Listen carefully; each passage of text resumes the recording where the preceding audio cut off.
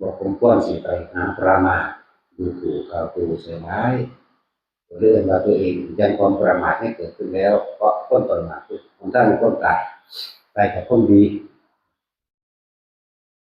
เขาเตือนกันเรื่องอะไรเบิ่งเจ้าของเบิ่งเจ้าของทรงคิดออกนอก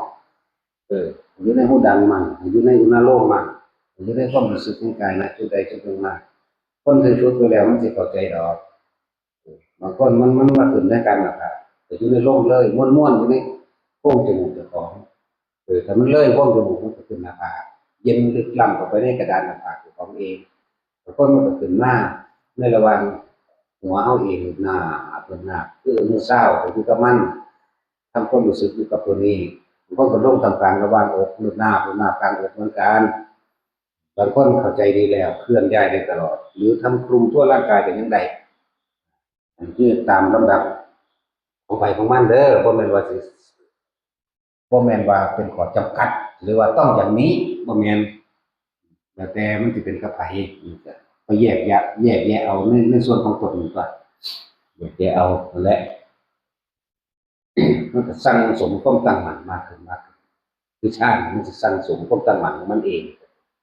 ตั้งมั่นแนวหนามันคงเกิดเป็นสมาธิอย่างน้อยเฮาปีติเกิดขึ้นหรือบ่ปีติสุขสมาธิกับสุธิจิตผ่อนคลายเบาเมื่อจิตตั้งมั่นเป็นสมาธิแล้วมันก็เข้าสู่ความเป็นอุเบกขาว่าล่ะนั่นแหละมันก็ว่างไปของมันเองปล่อยไว้บ่ได้ปล่อยเห็นอีหยังก็แค่นั้นเองบัดเขาสิคุยกันเรื่องนั้นเรื่องนี้ก็รู้ก็อยู่กับเขาแต่ว่าบ่มีอารมณ์เข้าไปนำเขาเขาเว้าเขาถามก็เว้าไปนำเขาอยู่หั้นเว้าเป็นกลางบ่เข้าข้างเป็นจั่งซั้นคำเว้าที่บ่มีเจตนาเป็นคำเว้าที่บริสุทธิ์แบบว่าด่าก็ด่าบ่มีเจตนาเด้โพดพ่อโพดแม่มึงบ่มีเด้จักบ่ล่ะแต่ว่าสิเข้าใจบ่เข้าใจก็สร้างแม่มึงคือกันเด้เนาะเป็นซั่นแหล้วแล้วแต่เด้ฝึกไปมันจังสิอันใดที่เฮาเป็นเองนั่นแหละความรู้แจ้งอันใดที่เฮาบ่ได้เป็นเองแม่นเว้าจั่งใดก็สร้างบ่จริงเข้าใจบ่ล่ะเว้าถูกแต่บ่จริง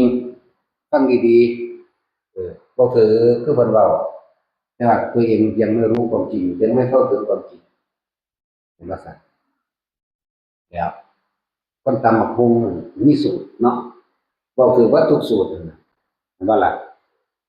อันพวกเขาควดมาใส่ถ้วยยำกินพี่เด้คนรู้กินพวกเขายำกินอยู่เด้